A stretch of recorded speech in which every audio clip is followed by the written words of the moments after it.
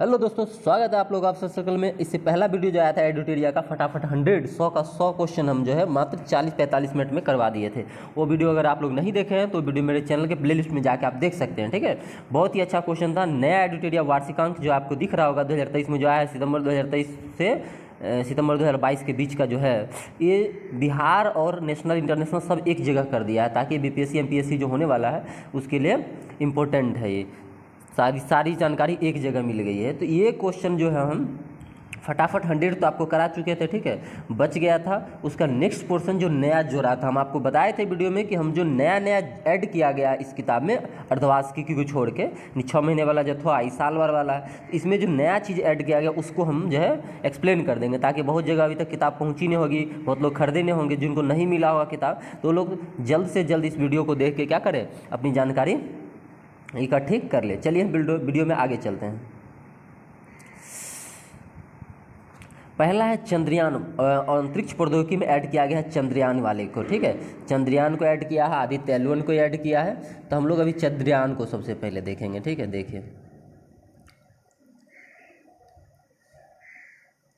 चंद्रयान 3 को एक एक चीज़ क्वेश्चन है, एक्सप्लेनेशन है, आराम से देखेंगे, कोई तसल्ली रखना है, सिर्फ याद क्या क्या करना है उस पर हम लोग चर्चा करेंगे। ठीक है, तो चलिए पहला चीज़ है कि चंद्रयान 3 जो है भारत का एक महत्वाकांक्षी चंद्र मिशन है। ये चीज़ तो पता ही सबका था, इसमें तो कुछ देखने की बातें नहीं है। ये जो है चंद्रमा की सतह पर उपलब्ध रासायनिक और प्राकृतिक तत्व, मिट्टी, पानी आदि के वैज्ञानिक का प्रयोग करना इसके लिए लाया गया है। ये किससे छोड़ा गया है, देखिए ये इसे जो है LVM3M4 याद रखिएगा। ये एक याद करने वाला चीज़ है आपको कि LVM3M4 से चंद्रयान 3 मिशन को क्या किया था, प्रक्षेपित किया गया था। दूसरा, किस डेट में किया गया है, तो 14 जुलाई 2023 को किया गया है। कहाँ से किया गया है, तो सतीश धवन अंतरिक्ष केंद्र से किया गया है। कहाँ पड़ता है, तो श्रीहरिकोटा में पड़ता है। ये चीज़ याद रखिएगा। चंद्रयान 3 मिशन जो है ये LVM3M4 यान से छोड़ा गया था 14 जुलाई 2023 को। सतीश धवन अंतरिक्ष केंद्र श्रीहरिकोटा में से इसको लॉन्च किया गया था। ये हो गया आपका क्लियर।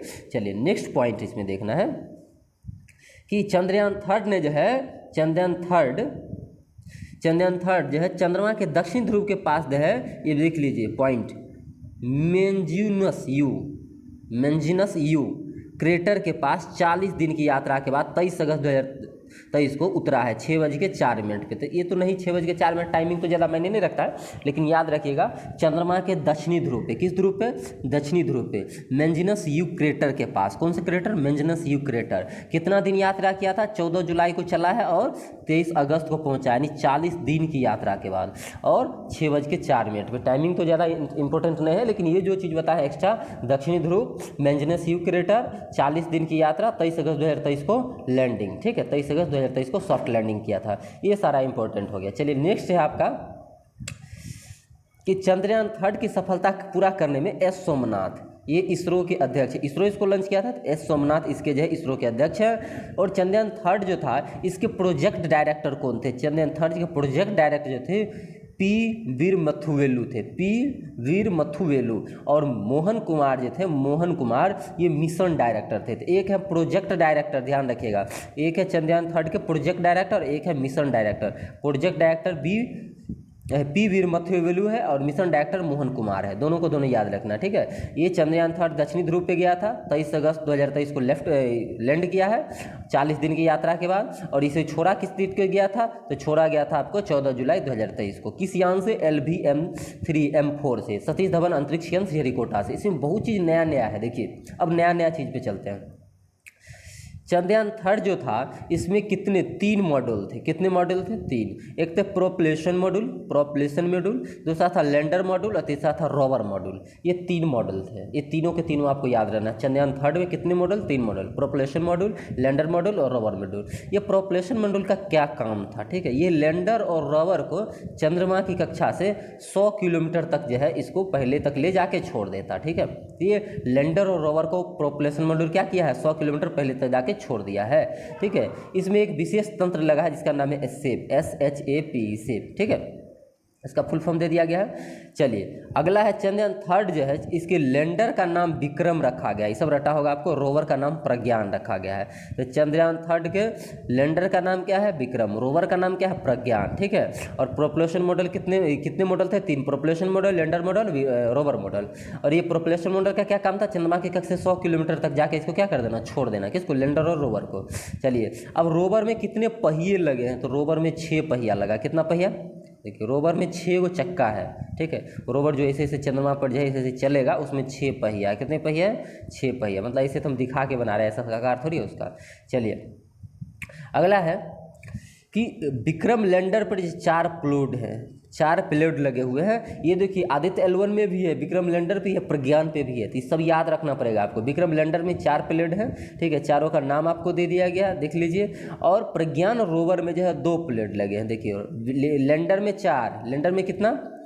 लैंडर में 4 प्लेट और प्रज्ञान रोवर जो है इसमें 2 प्लेट। ठीक है, हो गया क्लियर? चलिए ये दिया है अल्फा पार्टिकल एक्सरे के बारे में, ये लगा हुआ है। चलिए इसको नहीं ज़्यादा देखना है। अगला क्वेश्चन है इसका अच्छा सा, कि ये चंद्रयान थर्ड मिशन जो गया है तो उसके रोवर के जो टायर हैं, ठीक है, प्रज्ञान रोवर जो है उसके जो टायर होंगे, तो रोवर के टायर में चंद्रमा की सतह पर भारत का राष्ट्रीय चिन्ह अशोक स्तंभ का निशान बनता हुआ जा रहा है। यानी अशोक स्तंभ की आकृति जो है चंद्रमा के सतह पे जहाँ जहाँ से रोवर गुजरेगा वहाँ उखड़ते जाएगा। साथ में इसरो का जो साइन है वो भी उखड़ता जाएगा। ये दोनों हमेशा हमेशा के लिए चंद्रमा पे बना रहेगा। पता है क्यों? इसको कोई नहीं मिटा सकता, क्योंकि चंद्रमा पर वायुमंडल नहीं है, वायुमंडल नहीं है तो हवा नहीं है, और हवा नहीं है तो ये जो धूल कण पे जो है सिग्नेचर, मतलब या मानिए आकृति छप गई, वो हवा रहता तो उसको धूल को उड़ा के मिटा देता, लेकिन ये हवा है ही नहीं तो मिटाएगा कौन? कोई आदमी तो जाएगा नहीं कि हाथ से मिटा दे ऐसे करके। तो इसीलिए जब तक चंद्रमा रहेगा तब तक भारत का राष्ट्रीय चिन्ह अशोक स्तंभ और इसरो का साइन जो है दोनों के दोनों चंद्रमा के सतह पे जहाँ जहाँ से रोवर गुजरेगा वहाँ बना रहेगा। चलिए ये चीज़ समझ में आ रही है ना? अब देखिए चंद्रयान थर्ड ने जो है चंद्रमा पर एक चंद्र दिवस काट लिया। अब एक चंद्र दिवस को आपको जीके में पूछ देगा, ये 14 पृथ्वी दिवस के बराबर था। यानी पृथ्वी पर 14 दिन, चंद्रमा पर 1 दिन। ये गजब का चीज़ है, ये ज्योग्राफी में आप पढ़े भी होंगे। नेक्स्ट क्वेश्चन है आपका कि इससे संबंधित और कुछ फैक्ट्स हैं जो हम लोग देखेंगे। ठीक है। और क्या क्या फैक्ट्स हैं कि भारत जो है, वैसे देखिए भारत जो है चंद्रमा पर जाने वाला चौथा देश था। 3 देश और दिया हुआ है इसी में। ठीक है। और चंद्रमा दक्षिणी ध्रुव पर जो है चंद्रमा के दक्षिणी ध्रुव पर पहुंचने वाला दुनिया का पहला देश था भारत। तो कह दे दक्षिणी ध्रुव पर पहुंचने वाला दुनिया का, चंद्रमा के दक्षिणी ध्रुव पर पहुंचने वाला दुनिया का पहला देश भारत। लेकिन ऐसे कि चंद्रमा पर जाने वाला भारत जो है क्या महादेश बना है? तो अमेरिका, रूस और चीन ये सब पहले ही जा चुके हैं। इसके बाद भारत आया है, इसका नाम है चौथा देश में। ठीक है। तो 4 नंबर पे भारत है। उत्तरी ध्रुव पे ये तीनों गया था, दक्षिण ध्रुव पे पहले कौन गया है? भारत गया है, ध्यान रखिएगा। नेक्स्ट क्वेश्चन है कि मोदी जी जो है मोदी जी जिस जगह जो है विक्रम उतरा था, अपना विक्रम जो है लैंड किया था, आप लोग लाइव देखे होंगे, उस पॉइंट का नाम दिया है शिव शक्ति पॉइंट। कौन सा पॉइंट? शिव शक्ति पॉइंट। ठीक है। और चंद्रयान 2 जो जहाँ पे जो है चंद्रयान 2 अपना पदचिन्ह पड़ा था, जिसका चंद्रयान 2 का जो क्रैश कर गया, उसका नाम दिया गया तिरंगा पॉइंट। कौन सा पॉइंट? तिरंगा पॉइंट। तो विक्रम जो है जहाँ पे अभी लैंड किया है चंद्रयान 2, उसका है शिव शक्ति पॉइंट। और जहाँ पर चंद्रयान 2 का पदचिन्ह पड़ा था उस स्थान का नाम है तिरंगा पॉइंट, जो क्रैश कर गया था, ध्यान रखिएगा। अब ये जिस डेट को उतरा था चंद्रयान थर्ड, चंद्रमा पे सॉफ्ट लैंडिंग किया है 23 अगस्त 2023 को, तो 23 अगस्त को मोदी जी बोले कि इसको नेशनल स्पेस डे मनाओ भाई। कौन सा डे? National space day. कौन सा डे? नेशनल स्पेस डे, ध्यान रखिएगा। उसके बाद देखते हैं चंद्रयान फर्स्ट और चंद्रयान सेकंड के बारे में देख लेते हैं। ये तो पूरा चंद्रयान थर्ड हो गया। चंद्रयान फर्स्ट जो है 22 अक्टूबर 2008 को लॉन्च किया गया था PSLV XL C11 से। PSLV XL C11 याद रखना है, ये सफलतापूर्वक किया गया था, ध्यान रखिएगा। चंद्रयान 2 जो था ये पता होगा 22 जुलाई, दोनों में 22 कॉमन है, एक में अक्टूबर है एक में जुलाई है। ये 2008 है 2019 है। ये भी 22 जुलाई को लॉन्च किया गया था, 22 जुलाई को, ये 22 अक्टूबर को था 2008 में, 2019 में। ये GSLV MK थर्ड से था। ठीक है, लॉन्च किया गया था। आपको पता होगा कि ऑर्बिटर ने सफलतापूर्वक चंद्रमा के कक्षा में प्रवेश किया था, किंतु लैंडर जो है विक्रम ये लैंड करने में जो है असफल रहा था। ठीक है, ये जो है चंद्रयान थर्ड जो है ये सफलता प्राप्त कर लिया इसी काम में। ठीक है। तो ये जितना भी क्वेश्चन कराए हम आपको, ये सभी को आपको ध्यान में रखना। नेक्स्ट जो एग्ज़ाम है, जैसे जिन बहुत लोगों का बिहार पुलिस है, ठीक है, 24 को है, 1 को, 7 को, 15 को, तो बीपी एग्ज़ाम है, बीपीएसएससी है, बीपीएससी है, ठीक है, 34 तारीख को, एमपीपीएससी है, 12 को एक एग्ज़ाम है। तो ये सारे के सारे एग्जाम के लिए अति महत्वपूर्ण है। अगले 2 साल 1.5 साल तक ये क्वेश्चन आपका पीछा नहीं छोड़ने वाला है। चंद्रयान 3, आदित्य L1 मिशन, और ये रट के रखना पड़ेगा एक एक चीज़, कहीं भी मिस्टेक किए क्वेश्चन हाथ से निकल जाएगा, ठीक है। तो चलते हैं अब आदित्य L1 मिशन के बारे में। ये भी आप लोग अभी पढ़े होंगे, बहुत ही हाईलाइटेड चीज़ रहा आदित्य L1 मिशन, ठीक ना। देखिए आदित्य L1 मिशन, ये रहा आदित्य L1 मिशन, ठीक है। हम अपना डेली जो करंट करवाते हैं उसमें बताए थे L1 L2 L3, ये जो पॉइंट है, ये पॉइंट के बारे में बताए थे ना, ये पॉइंट के बारे में हम बता चुके थे, अभी भी एक्सप्लेन कर देंगे। देखिए आदित्य L1 क्या है। आदित्य L1 जो है सूर्य का अध्ययन करने वाला जो है एक उपग्रह है, ध्यान रखिएगा, ठीक है। सूर्य का अध्ययन करने वाला क्या है, उपग्रह। तो पूछ दे आदित्य L1 सूर्य का अध्ययन करने वाला एक उपग्रह है। इसके प्रोजेक्ट डायरेक्टर कौन थे, तो प्रोजेक्ट डायरेक्टर जो आदित्य L1 के थे निगर शाहजी, निगर शाहजी। कौन शाहजी, प्रोजेक्ट डायरेक्टर निगर शाहजी। मिशन डायरेक्टर कौन थे, तो बीजू SR, कौन थे, निगर शाहजी, और मिशन डायरेक्टर बीजू SR, ये ध्यान रखिएगा, ठीक है। आदित्य L1 सूर्य की अध्ययन करने वाला था। चलिए नेक्स्ट क्वेश्चन है आपका कि ये आदित्य जो है, संस्कृत में आदित्य का अर्थ क्या होता है। संस्कृत में इसका अर्थ सूर्य होता है। क्वेश्चन ऐसे दे देगा कि निम्नलिखित किस भाषा में आदित्य का अर्थ सूर्य होता है, रोमन, फ्रेंच, हिंदी, 4 दे दिया, संस्कृत। आप क्या मारेंगे आंसर सही, संस्कृत मारेंगे। अब आदित्य L1 लिखा है, L1 भाई क्या है, L1 का फुल फॉर्म होता है L1 L2, L का फुल फॉर्म होता है लैंग्वेज पॉइंट। कौन सा पॉइंट, लैंग्वेज पॉइंट, ध्यान रखिएगा। अब यहाँ पर L1 पॉइंट है, तो L1 पॉइंट किसको बोलेंगे, L2 L3 लैंग्वेज पॉइंट किसको बोलेंगे। अच्छा क्वेश्चन है। देखिए ये फिगर पहले देख लीजिए, हम फिगर में बताए थे कि ये L1 पॉइंट है, L1 है, L2 L1 ये है, L2 है, L3 है, ठीक है, ये L4 है और ये L5 है, ठीक है। ये 4 पॉइंट आपको दे दिया गया, 5 पॉइंट दे दिया गया। ये कौन होता है L1 L2 L3 L4। तो देखिए जो 2 पिंड होगा, तो 2 पिंड के बीच गुरुत्वाकर्षण बल रहेगा, आपको पहले से पता है, एक दूसरे को खींचेगा अपनी तरफ, पृथ्वी भी खींचेगा, सूर्य भी खींचेगा। तो सूर्य के बारे में बात कर रहे हैं, तो पृथ्वी और सूर्य एक दूसरे पर बल आरोपित लगाएगा गुरुत्वाकर्षण के कारण, ठीक है। जिसका ज़्यादा भार होगा वो जल्दी खींच लेगा, लेकिन कुछ न कुछ दूरी भी इस पर डिपेंड करता है। गुरुत्वाकर्षण बल F=G m1 m2/r², तो डिस्टेंस भी डिपेंड करता है। तो कोई एक ऐसा पॉइंट आएगा जिस पे सूर्य और पृथ्वी का गुरुत्वाकर्षण बल, सूर्य और पृथ्वी के गुरुत्वाकर्षण बल बराबर हो जाएंगे। क्या हो जाएंगे, बराबर हो जाएंगे। उसी पॉइंट को बोलते हैं लैंग्वेज पॉइंट, ठीक है, लैंग्वेज पॉइंट। तो सूर्य भी गोल है, पृथ्वी भी गोल है, तो ऐसे टोटल 5 पॉइंट हैं जहाँ पे सूर्य और पृथ्वी के जो है, सूर्य और पृथ्वी के गुरुत्वाकर्षण बल एक दूसरे को क्या कर देते हैं, संतुलित कर देते हैं। उसी को हम L पॉइंट बोलते हैं, L, ठीक है, लैंग्वेज पॉइंट। अब ये 5 टोटल पॉइंट है, L1 L2 L3 L4 L5। अभी जो L1 हम चर्चा में है आदित्य L1 मिशन को लेके, ठीक है। आदित्य L1 मिशन को कब जो है यहाँ से छोड़ा गया था, तो इसरो ने इसे भी लॉन्च किया है 2 सितंबर को किया है, 2 सितंबर को इसरो ने, 2 सितंबर, बैक टू बैक, ठीक है। चंद्रयान 3 तुरंत सफल हुआ, तुरंत छोड़ दिए इसरो, ठीक है। कौन चीज़, 2 सितंबर 2023 को आदित्य L1 मिशन जो सूर्य की अध्ययन करेगा, ठीक है। ये किस यान से छोड़ा गया था, PSLV C57 से, PSLV C57, ध्यान रखिएगा, ठीक है, C57 से।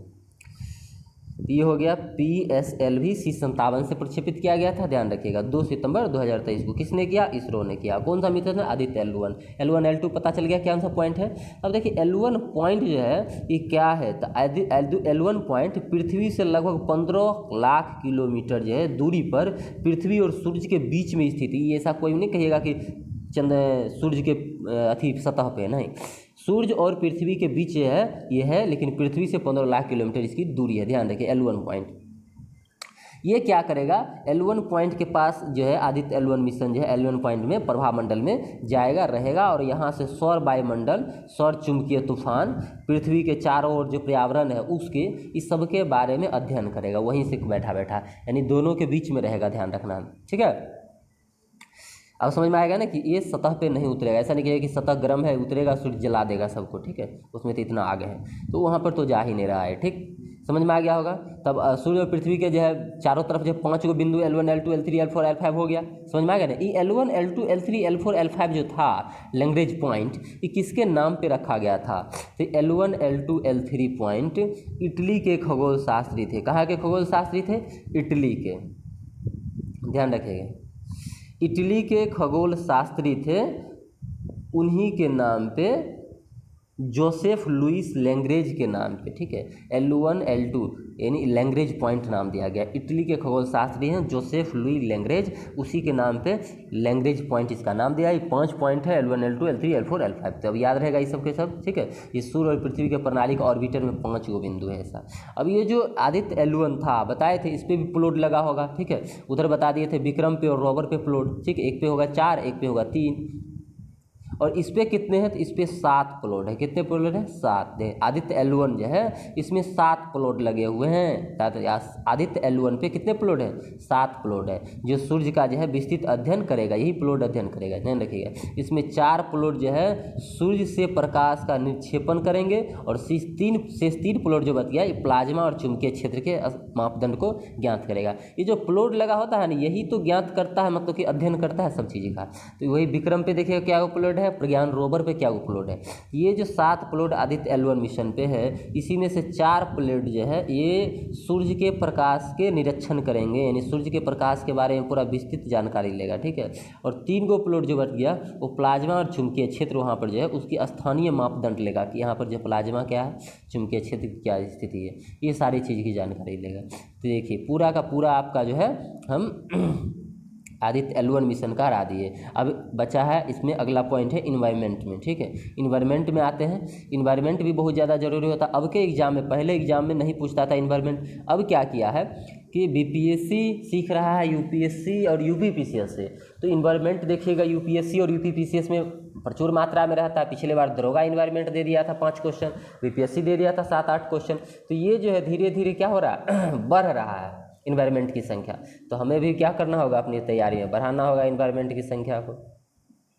चलिए तो चलते हैं पहला क्वेश्चन की तरफ। इन्वायरमेंट में वैश्विक समुदाय में कवक के महत्व पर जोर देते हुए संयुक्त राष्ट्र जैव विविधता ने फंग अभियान, कौन सा अभियान, यही अभियान को देखना, फंगा अभियान, इसकी शुरुआत किया। फंगा अभियान देख लीजिए, ठीक है। ये क्या है, इसमें वनस्पति और जीव, फ्लोरा और फेना के साथ जो है कवक, फंगा शब्द का जो है शामिल करने का आग्रह किया है। तो वैश्विक समुदाय से कवक के महत्व को जोर देने के लिए संयुक्त राष्ट्र जैव विविधता ने, किसने, संयुक्त राष्ट्र जैव विविधता ने फंग अभियान शुरू किया है। और जिसमें वनस्पति जीवों जैसे फ्लोरा और फोना है, ठीक है, ये दोनों के साथ साथ कवक यानी फंगा शब्द को भी शामिल करने की आग्रह की है। तो ध्यान रखें कौन शब्द शामिल होगा, अभी फंगा, कवक वाला, ठीक है। कौन सा अभियान है, फंगा अभियान है। संयुक्त राष्ट्र जैव विविधता ने इसको शुरू किया, ध्यान रखिएगा। नेक्स्ट क्वेश्चन है आपका कि 2000, ये तो करें कल ही करें फटाफट 100 में ना, कि 2005 से 2019 तक भारत ने अपनी ग्रीन हाउस उत्सर्जन दर में कितना % की कमी लाई है,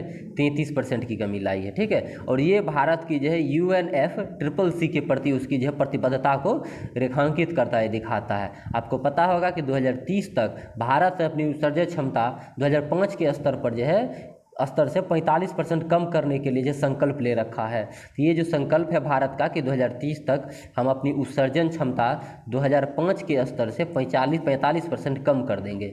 इसमें जो है ये बहुत ही ज़्यादा सहायक होने वाला है। 33% कम कर दिया है, ध्यान रखिए, ठीक है। 12% और बचा हुआ है। नेक्स्ट क्वेश्चन है आपका कि ब्राज़ील के शहर बेलम ये जो है इसमें आयोजित अमेज़न सहयोग संधि संगठन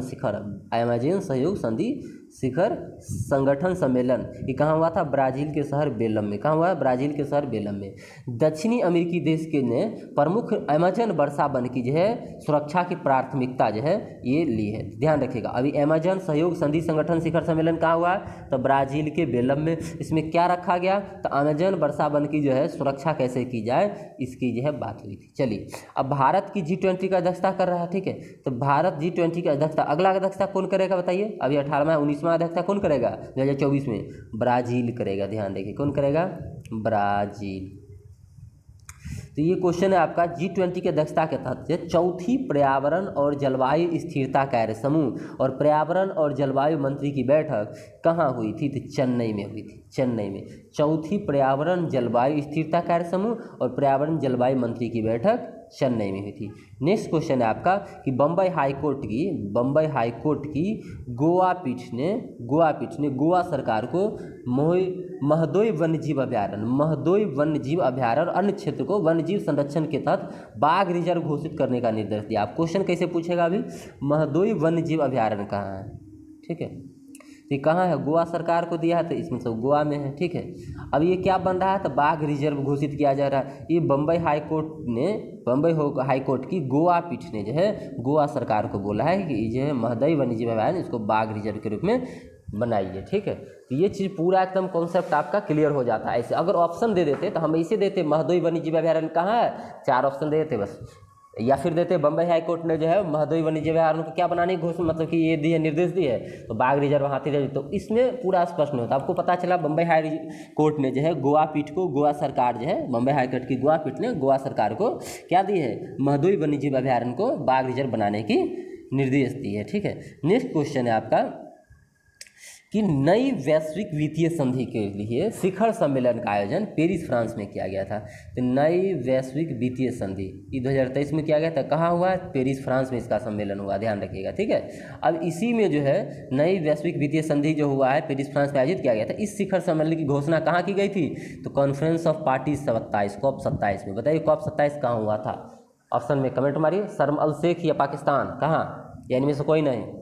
नेक्स्ट क्वेश्चन है आपका 7 नंबर कि हवाई में स्थित सक्रिय ज्वालामुखी किलाऊ जो है, किलाऊ ज्वालामुखी कहाँ है? हवाई द्वीप में। इसमें भी विस्फोट हुआ है, तो कह देगा हाल ही में किसमें विस्फोट हुआ है? ऑप्शन दे देगा, तो ज्वालामुखी किलाऊ है, ये हवाई में पड़ता है। अगला क्वेश्चन है कि पर्यावरण वन और जलवायु मंत्री कौन है अभी वर्तमान में? भूपेंद्र यादव जी। कौन है? भूपेंद्र यादव जी।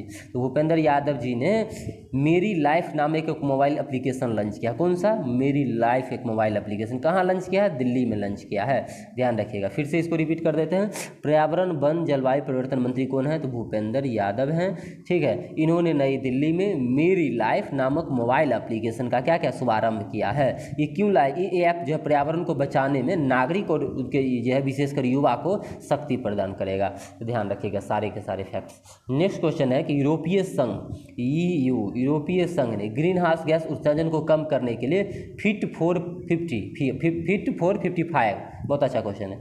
यूरोपीय संघ ने फिट फॉर 55 एक व्यापक जलवायु कार्य योजना पेश की है। इसका उद्देश्य 2030 तक शुद्ध ग्रीन हाउस गैस उत्सर्जन को कम से कम 50% तक करना है। यानी यूरोपीय संघ जो है उन्होंने एक योजना लाई है जिसका नाम है फिट फॉर 55। इसका क्या मकसद है? 2030 तक ग्रीन हाउस गैस के उत्सर्जन को 55% लाना है। कौन लाया है? यूरोपीय संघ लाया है। नेक्स्ट क्वेश्चन है आपका, ब्रिटेन के प्रधानमंत्री कौन है वर्तमान में?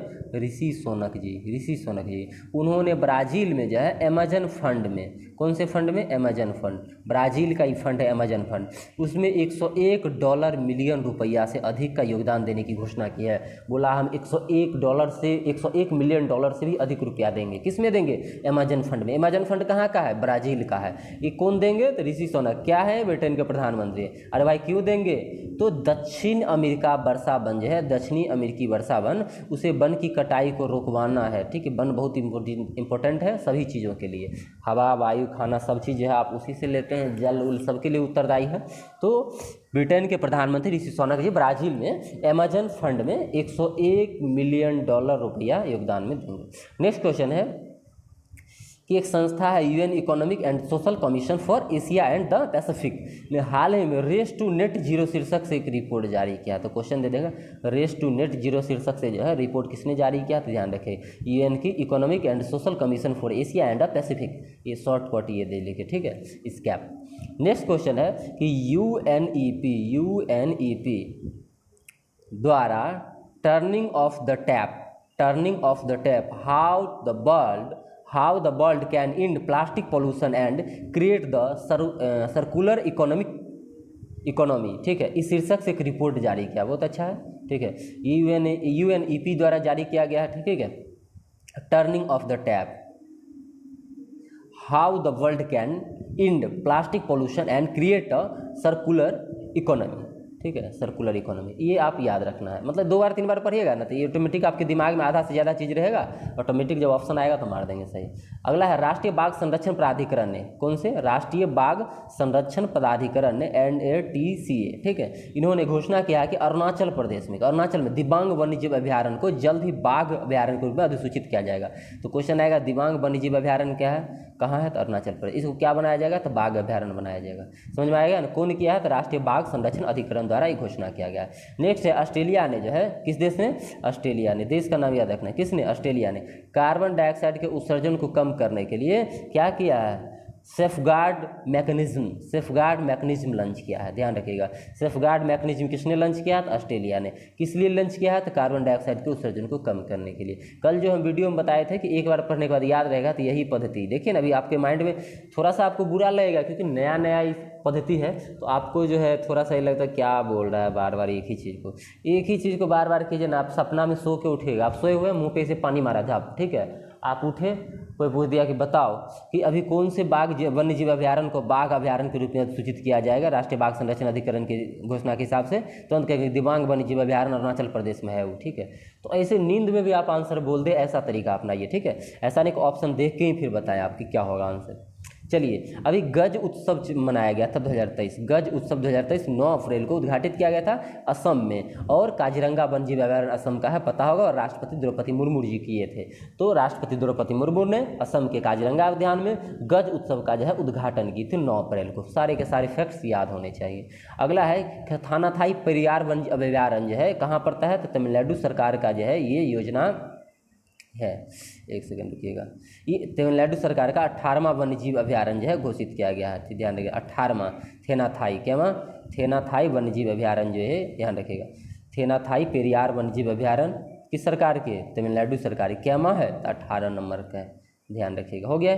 चलिए 19 नंबर को 19 कह रहे हैं, क्वेश्चन नंबर जो है ट्रांसलेशन प्रोजेक्ट, ट्रांसलेशन है, ट्रांसलोकेशन थोड़ा सा ब्लर है, ट्रांसलोकेशन प्रोजेक्ट गुजरात सरकार की है। क्यों लाया है, तो ये 40 ऐसे वयस्क और उपवयस्क एशियाई शेर हैं। कौन शेर हैं, एशियाई शेर हैं। ट्रांसलोकेशन प्रोजेक्ट के तहत इनकी लोकेशन को चेंज किया जाएगा, इनको वर्डा वन्यजीव अभ्यारण्य में स्थानांतरित करने की योजना लाई गई, ध्यान रखिएगा। और जहाँ से भेजा जा रहा है और वर्डा वन्यजीव अभ्यारण्य के बीच एक रास्ता बना दिया गया पतली, ताकि यहाँ से ये बाघ यहाँ शिफ्ट कर जाएंगे, ध्यान रखिएगा। चलिए अगला क्वेश्चन है, ये क्वेश्चन है ना, बर्डा वन्यजीव अभ्यारण्य कहाँ है, गुजरात। ये कौन सा प्रोजेक्ट चल रहा है, ट्रांसलोकेशन प्रोजेक्ट। कितने मतलब एशियाई शेर हैं, तो 40 शेर हैं, जो वयस्क भी हैं और बच्चे भी हैं। एक सेकंड रुको यार, क्यों इधर फरा रहे हो तुम, इतना जल्दी मत करो, हम हैं ना अभी। नेक्स्ट क्वेश्चन है कि भारत ने जब एक लाया है बिग कैट अलायंस, ठीक है, इंटरनेशनल बिग कैट अलायंस। इसमें 7 बड़ी बिल्ली है, बाघ है, शेर है, तेंदुआ है, हिम तेंदुआ है, प्यूमा है, जगुआर है और चीता है। बाघ, शेर, तेंदुआ, हिम तेंदुआ, प्यूमा और जगुआर इसके संरक्षण और पुनर्वास की दिशा में काम करेगा। तो भारत ने बड़ी बिल्ली की रक्षा के लिए, ठीक है, ये जो है इंटरनेशनल बिग कैट अलायंस की जो है शुरुआत की है। इसमें $100 मिलियन की गारंटी धनराशि जो है 5 वर्ष के लिए जो है समर्थित किया जाएगा। यानी $100 बिलियन रुपया, 100 मिलियन है, बिलियन मिलियन, $100 मिलियन रुपया 5 वर्ष के लिए खर्च होगी, इकट्ठा होगा इंटरनेशनल बिग कैट अलायंस। इसकी शुरुआत किसने की थी, तो भारत ने की थी, ठीक है। इसमें कौन कौन से 7 बड़ी बिल्लियां हैं, तो बाघ है, शेर है, तेंदुआ है, हिम तेंदुआ है, प्यूमा है, जगुआर है, चीता है। ये 7 के 7 आपको क्या करना है, याद रखने हैं। नेक्स्ट क्वेश्चन है आपका कि अमृत धरोहर योजना, कौन सा योजना, अमृत धरोहर योजना का उद्देश्य क्या है, आर्द्र भूमि के इष्टतम उपयोग को बढ़ावा देके उनको संरक्षित करना। अमृत धरोहर योजना का उद्देश्य क्या है, आर्द्र भूमि के इष्टतम उपयोग को बढ़ावा देकर उनको संरक्षित करना। नेक्स्ट क्वेश्चन है मिष्टी, बहुत ही अच्छा क्वेश्चन है। मिष्टी कब, मिष्टी खाबो, तो मिष्टी न खाबो, तो देखिए मिष्टी जहाँ का मिठाई है वहीं से संबंधित है ये चीज़ें। तो मिष्टी योजना जो है इसका मुख्य उद्देश्य है कि समुद्र के किनारे जो मैनग्रोव वन है उसके मैनग्रोव वृक्षारोपण करना, मैनग्रोव वन को जो है समुद्र के किनारे रोपवाना, मिष्टी योजना का मुख्य उद्देश्य है। ध्यान रखिएगा, देश के जो तटीय इलाका में उसमें मैनग्रोव पौधा रोपा जाएगा। सबसे ज़्यादा मैनग्रोव वन कहाँ पाया जाता है, पश्चिम बंगाल में। नेक्स्ट क्वेश्चन है कि केंद्र सरकार ने जो है गुजरात के क्षेत्र में गिर में एशियाई शेर के संरक्षण के लिए line@17 विजन फॉर अमृतकाल, ध्यान रखिएगा, line@47 विजन फॉर अमृतकाल योजना का अनावरण किया है। किस शेर के लिए? तो गुजरात के गिर जो है उसमें एशियाई शेर के संरक्षण के लिए। देखें ना, गुजरात के गिर से ही 40 एशियाई वयस्क और वयस्क क्षेत्रों को कहाँ ले जाया जाएगा? नेक्स्ट क्वेश्चन था ना ये क्वेश्चन, ये वर्डा वन्यजीव अभयारण्य में शिफ्ट किया जाएगा, ठीक है, ये ट्रांसलोकेशन प्रोजेक्ट के साथ, फिर यही है। चलिए नेक्स्ट क्वेश्चन है आपका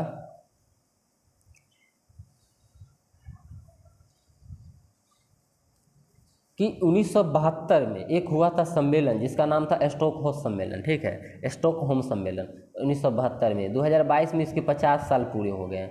तो इस स्वीडन की राजधानी पड़ती है स्टॉकहोम, ये स्टॉकहोम जो है स्वीडन की राजधानी है, उसमें स्टॉकहोम +50 जो है इसका आयोजन किया गया था, इस सम्मेलन का ध्यान रखना फिर से, ठीक है, कि 1972 में स्टॉकहोम सम्मेलन जो है, स्टॉकहोम सम्मेलन 1972 में हुआ था, उसका 50 साल 2022 में पूरा हुआ। तो इसी के उपलक्ष्य में स्वीडन की राजधानी स्टॉकहोम में स्टॉकहोम +50 का आयोजन किया गया था। कहीं कोई दिक्कत नहीं होना चाहिए। नेक्स्ट क्वेश्चन है आपका संयुक्त राष्ट्र जो है महासागर सम्मेलन 2022, संयुक्त राष्ट्र महासागर सम्मेलन 2022 केन्या और पुर्तगाल की जो है मेजबानी में लिस्बन में आयोजित हुआ था। कहाँ आयोजित हुआ था? लिस्बन में, ध्यान रखिएगा। और इसमें जो कोई भी सम्मेलन होता है उसमें लास्ट में घोषणा पत्र जारी होता है, और जिस जगह होता है उसी जगह के नाम से घोषणा पत्र होता है। तो ये लिस्बन घोषणा पत्र जो है इसमें जारी किया गया लास्ट में, ठीक है, ध्यान रखिएगा। नेक्स्ट क्वेश्चन है कि प्रधानमंत्री मोदी ने गुजरात के केवड़िया में स्थित स्टैच्यू ऑफ यूनिटी, हाँ ये बहुत ही अच्छा क्वेश्चन है, गुजरात के केवड़िया में कहाँ पड़ता है? स्टैच्यू ऑफ यूनिटी दुनिया का सबसे जो है ऊंचा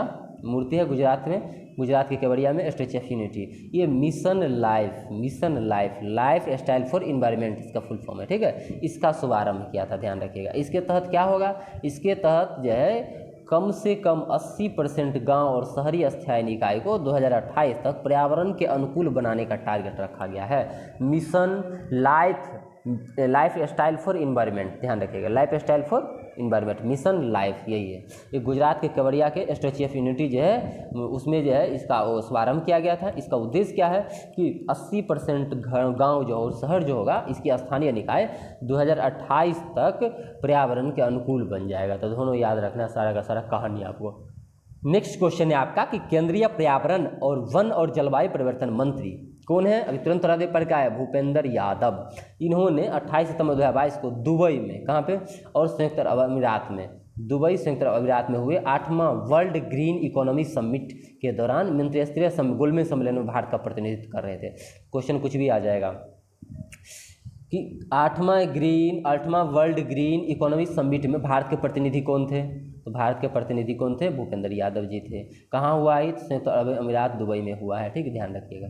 चलिए नेक्स्ट क्वेश्चन है कि पल्ली पंचायत भारत का पहला कार्बन न्यूट्रल पंचायत पल्ली पंचायत है, कहाँ है? जम्मू कश्मीर में है, ठीक है।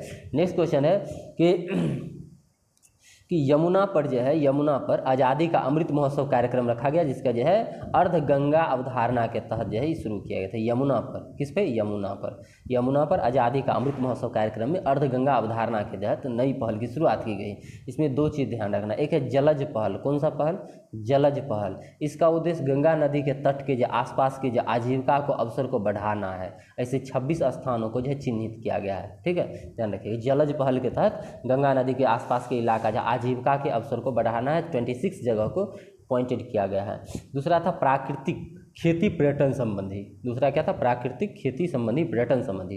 ये पोर्टल है आई एम अवतार है ना, इसको स्थानीय उत्पाद जो है उसके विपणन को बढ़ावा देने के लिए और पर्यटन को सुविधाजनक बनाने के लिए काम किया गया था कि गंगा नदी या फिर जहाँ भी जो है आसपास के इलाका में जो स्थानीय उत्पाद है, लोकल प्रोडक्शन है, उसके विपणन को सही किया जाए, ठीक है, और यहाँ के पर्यटन सुविधा को अच्छा बनाया जाए। प्राकृतिक खेती और पर्यटन, ये दो चीज़ आपको देखना है, एक है जलज पहल और दूसरा है प्राकृतिक खेती और पर्यटन पहल। यमुना आज़ादी अमृत महोत्सव, ठीक है, अर्ध गंगा अवधारणा याद रहेगा। नेक्स्ट है भारत टैप, कुछ ही क्वेश्चन है। भारत टैप पहल जो आवास और शहरी मंत्रालय द्वारा लाया गया। इसका उद्देश्य क्या है कि आप टैप को जो है बहुत कम बहाव वाले टैप और फिक्सचर का उपयोग को बढ़ावा दिया जाए। ऐसे टैप खुला छोड़ देते हैं, पानी ऐसे बहते रहता है, तो ये चीज़ों को भारत टैप पहल,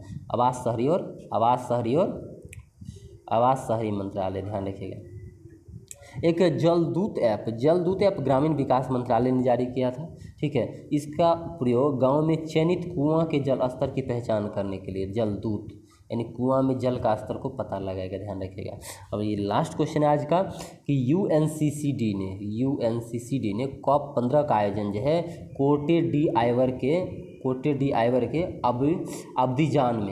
अब्दिजान में किया, ठीक है। इसका मुख्य थीम क्या था? भूमि जीवन विरासत अभाव में समृद्धि, ठीक है, ध्यान रखिएगा। इसका थीम क्या था?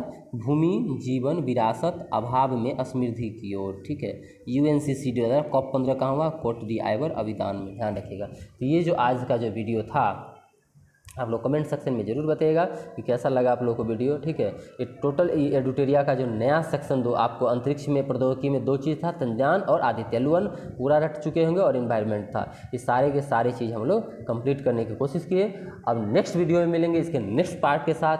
और 69th बीपीएससी के लिए हम लोग जो है 69th के लिए क्या लाए हैं पता होगा कि परफेक्शन आईएएस का, इम्तिहान आईएएस का, इस सब का जो हम टेस्ट सीरीज चला रहे हैं, जो 4 ऑप्शन वाला न्यू बैच जो है वो उनका लक्ष्य 2.0 बैच में वो लोग जो है चलाए हैं अभी तुरंत। जो टेस्ट लिए हैं मार्केट में भी जो चीज़ नहीं है वो हम क्वेश्चन दे रहे हैं। बहुत ही अच्छा क्वेश्चन है। आप वीडियो प्ले लिस्ट में जाके देखिएगा, 69th बीपीएससी के नाम से जो है बना होगा प्ले लिस्ट, उसी में जो है होगा वीडियो, ठीक है।